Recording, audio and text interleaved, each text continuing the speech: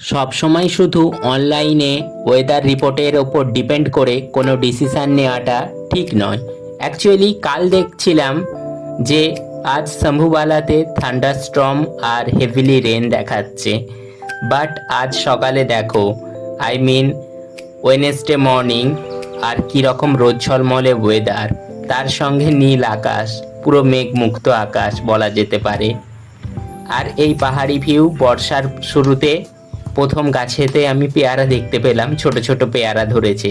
তারপর আমি ডিউটির দিকে এগিয়ে যাচ্ছি আর ভাবছি কতটা পরিষ্কার আজ ওয়েদার।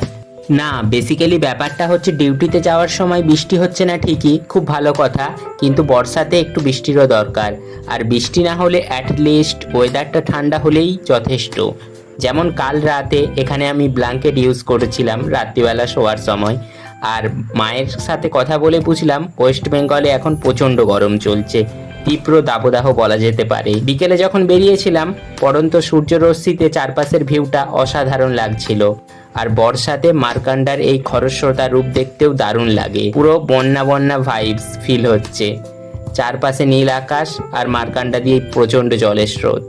বাট ওই ওয়েদার ইজ ভেরি আনপ্রেডিক্টেবল, হঠাৎই মেঘলা করে এলো আর চারপাশটা কুয়াশার মতো হয়ে গেল।